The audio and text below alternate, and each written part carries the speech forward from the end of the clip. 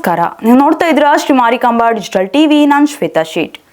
ಗಾಂಜಾ ಮಾದಕ ಪದಾರ್ಥ ಸಾಗಾಟ ಮಾಡಿಕೊಂಡು ಮಾರಾಟ ಮಾಡುತ್ತಿದ್ದ ಇಬ್ಬರು ಆರೋಪಿಗಳಿಗೆ 4 ವರ್ಷ ಕಠಿಣ ಶಿಕ್ಷೆ ಹಾಗೂ 20,000 ರೂಪಾಯಿ ದಂಡ ವಿಧಿಸಿ ಪ್ರಧಾನ ಜಿಲ್ಲಾ ಮತ್ತು ಸತ್ರ ನ್ಯಾಯಾಧೀಶ ಡಿಎಸ್ ವಿಜಯಕುಮಾರ್ ತೀರ್ಪು ಪ್ರಕಟಿಸಿದ್ದಾರೆ.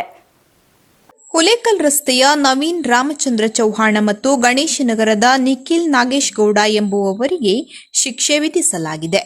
ಇವರಿಬ್ಬರು 28/7/2022 ಬೆಳಿಗ್ಗೆ 9:45 ಸುಮಾರಿಗೆ ನಗರದ ಆನೆಹುಂಡ ಹತ್ತಿರದ ಅರಣ್ಯ ಪ್ರದೇಶದ ಕಚ್ಚಾ ರಸ್ತೆಯಲ್ಲಿ 25,000 ರೂಪಾಯಿ ಮೌಲ್ಯದ 1.54 ಗ್ರಾಂ ತೂಕದ ಗಾಂಜಾ ಮಾದಕ ಪದಾರ್ಥವನ್ನು ಎಲ್ಲಿಂದಲೂ ಸಾಗಾಟ ಮಾಡಿಕೊಂಡು ಬಂದು ಜನರಿಗೆ ಮಾರಾಟ ಮಾಡಲು ನಿಂತುಕೊಂಡಿರುವ ಶಿರಸಿನಗರ ಠಾಣೆಯ ಪಿಎಸ್ಐ ರಾಜ್ಕುಮಾರ್ ಉಕ್ಕಲಿ ನೇತೃತ್ವದಲ್ಲಿ ಸಿಬ್ಬಂದಿಗಳು ದಾಳಿ ನಡೆಸಿ ಗಾಂಜಾವನ್ನು ಜಪ್ತುಪಡಿಸಿಕೊಂಡು ಆರೋಪಿತರನ್ನು ವಶಕ್ಕೆ ಪಡೆದಿದ್ದರು.